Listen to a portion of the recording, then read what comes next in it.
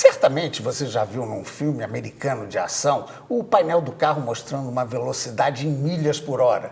E como saber qual a verdadeira velocidade, já que toda a nossa imaginação se guia pelos quilômetros por hora, que é o que adotamos aqui no Brasil? E a tela de TV de 42 polegadas, quantos centímetros tem?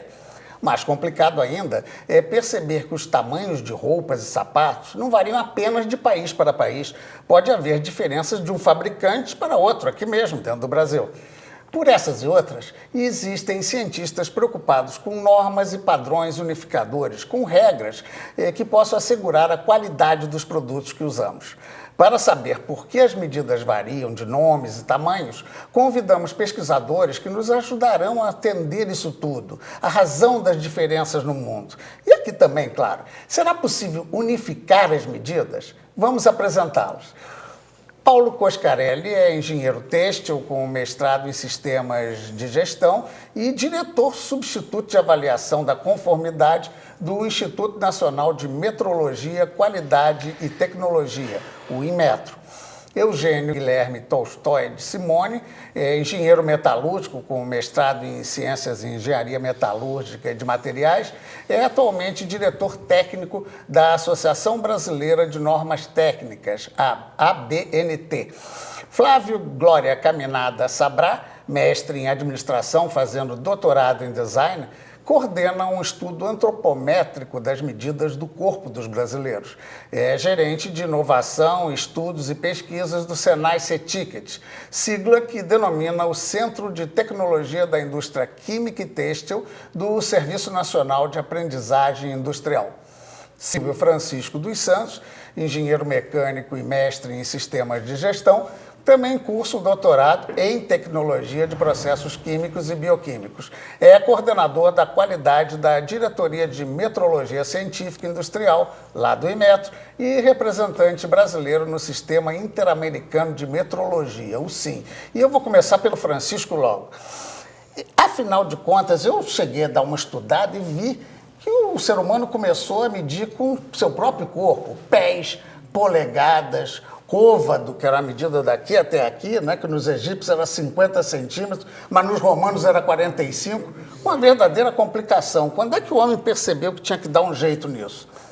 Pois é, André, justamente por conta dessa diversidade de unidades, de formas de medir, foi que a partir, um pouco depois da Revolução Francesa, se pensou em unificação, em um sistema internacional de unidades em que você conseguisse o máximo de padronização possível. Então, a partir aí da Revolução Francesa, se criou o BIPM, uma das primeiras medidas que foram utilizadas, os primeiros padrões que foram utilizados foram o quilograma. E o Brasil ele esteve aí nesse início, desde o início, o nosso imperador Dom Pedro II esteve lá. Nós, inclusive, temos 30 e poucos, 32 padrões desses de massa, eles estão hoje, eles existem hoje ainda lá nos laboratórios do Inmetro. Mas em compensação a gente ainda usa muita coisa estranha, né? Libra no pneu, não é isso? Como é que, Eugênio, se resolve isso? Olha, usamos ainda muita coisa. Nós temos Libra no pneu, BTU no ar-condicionado, a TV com polegadas, então tem várias coisas. E por quê? Nós temos muito comércio com os Estados Unidos que não se integrou a esse sistema internacional. Então, o mundo inteiro está no metro e os Estados Unidos ainda está na polegada. Só os Estados Unidos? Basicamente só os Estados Unidos. A Inglaterra já está adotando o sistema métrico também. Os Estados Unidos é que resiste ainda mais e com o poder que ele tem de mercado, então ele consegue ainda resistir a essa integração. Integração, né? Sempre americano, até o futebol deles tem que ser diferente, tem que ser outro, né? Até a casa decimal deles é com ponto, nossa é com vírgula. Então fica difícil mesmo, né?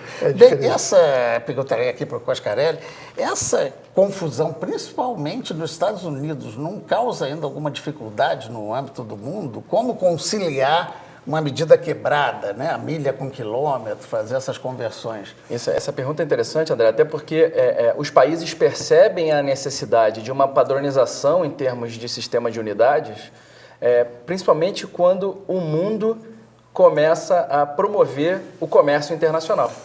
Você mencionou que as medidas elas surgem a partir de partes dos corpos dos faraós e dos imperadores, eles surgem como referências a partes do corpo dessas referências políticas na época.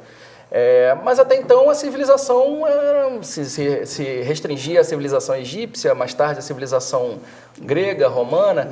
Na medida que o número da população mundial aumenta e temos aí o advento das grandes navegações, os grandes descobrimentos, e o número da civilização mundial aumenta, que temos um maior fluxo comercial, é que os países começam a perceber que eles precisavam de uma referência única.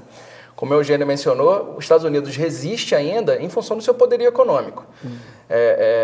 Eles ainda resistem à adoção do sistema métrico porque eles ainda conseguem determinar exatamente aquilo que deve ser comercializado no mercado interno. E um país que quer exportar para os Estados Unidos... tem que se adaptar a eles. Tem que adotar o critério que é utilizado para o país onde é vendido. O campeonato nacional de basquete deles é campeonato do mundo, né? Tem essa maneira. Sabra, essa coisa na roupa, então, a confusão é bem maior, né? Grande.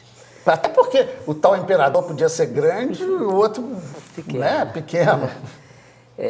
Quando a gente observa de um aspecto generalista no Brasil, se a gente vem aí desde o 1500, nosso descobrimento, como já foi falado, é importante a gente ver que a gente já tinha aqui uma população local, que eram os índios, cada um com o seu biotipo, com o seu costume, com os seus hábitos, e depois você começa a ter uma entrada e uma interferência de miscigenação na costa, através da costa brasileira, de vários aspectos de várias regiões. Se você vem, claro, com o descobrimento pelos portugueses, mas você também vai ter entradas dos espanhóis, depois você vai ter os holandeses, depois você vai ter a grande imigração através de uma necessidade que era o modelo político do período da escravatura.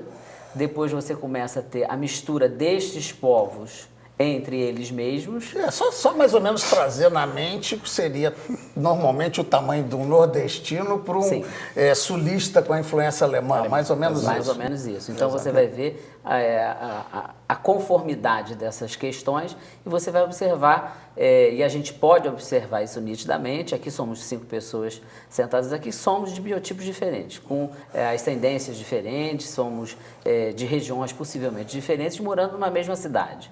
Então, a observação sobre o corpo, tanto do masculino quanto do feminino, é fundamental você também saber. Que a pesquisa que você faz, da qual nós vamos falar daqui a pouco. Eu queria fazer um pois não, André.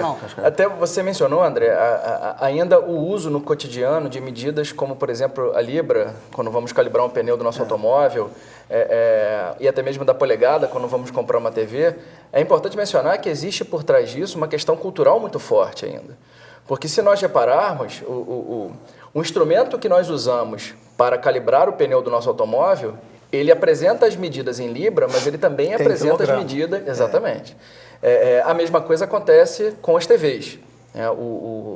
Os televisores, eles são um dos produtos que nós contemplamos, o Inmetro contempla, no seu Programa Brasileiro de Etiquetagem, que é um programa que basicamente avalia a eficiência energética de alguns dos aparelhos eletroeletrônicos que nós temos nas nossas casas.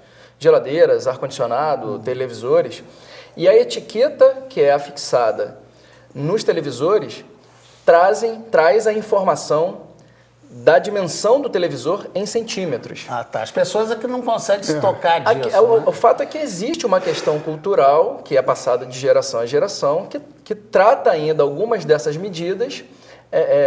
Porque o pai chamava de polegada, não, e aquela coisa da imaginação que eu falei aqui em relação à velocidade, que eu sei que tu já, se falar uma televisão de 52 polegadas, a gente já sabe mais ou menos que é grandona. Mas que é importante mencionar, André, que isso é um processo evolutivo e que está em transformação. Isso. Vocês acreditam fielmente que isso vai mudar? Sim.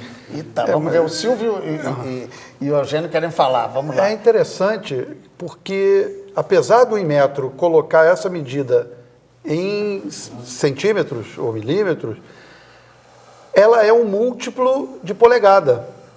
Ou seja, não tem uma televisão de 100. Eu tenho 42 vezes 25,4 e fica um número quebrado. Na realidade, isto não quer dizer que nós estamos metrificando a televisão. A televisão continua em polegada. É a mesma coisa que antigamente você fazia uma chapa de aço de 1 polegada. Não adianta dizer que aquela chapa de aço passou a ser de 25,4 milímetros. Não, 25,4 milímetros. Ela continua no sistema inglês. Ou seja, aí nós fizemos um esforço no Brasil nos anos 70 e começou a se fazer chapas de aço de 1, 2, 5 milímetros, 10 milímetros. Isso é metrificar. Agora, um exemplo. Quando o Sistema Brasileiro Monetário Nacional criou uma moeda de 25 centavos, que é 1/4 de moeda, é uma questão que não tem no Brasil. Sempre a vida toda foi 10, 20, 50. De uma hora para outra fizeram 25 centavos. Que é um pouco o sistema americano. Que é um pouco o sistema americano. É verdade. Silvio, você queria também interferir? Pois é, de qualquer forma, eu tenho a impressão que mais cedo ou mais tarde, a despeito dessas questões culturais, mais cedo ou mais tarde o mundo terá a tendência, tenderá a adotar o sistema internacional. Acho que não tem volta esse caminho. Não tem volta.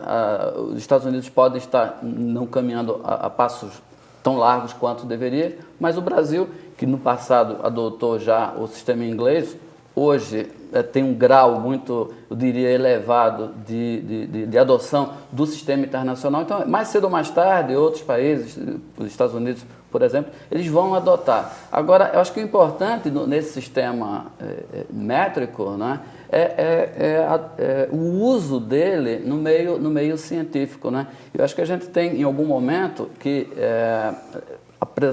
falar aqui um pouco da importância do sistema métrico para a metrologia, né? Da metrologia para o processo de desenvolvimento até porque econômico. o centímetro, se não for devidamente igual, pode dar um rolo desgraçado. Exatamente. Um produto não encaixar com o outro. Isso. Essa ciência, inclusive, daqui a pouco nós vamos ver, depois de um breve intervalo. E lembrando também que tem um outro aspecto que nós vamos explorar aqui com o Sabrá, aquela polegada a mais na cintura que já nos tirou um título mundial feminino, não é não? Sempre estamos com a polegada, às vezes, né, no lugar do metro na cabeça. Bem, já nós voltamos com a continuidade do nosso debate. Instantinho só.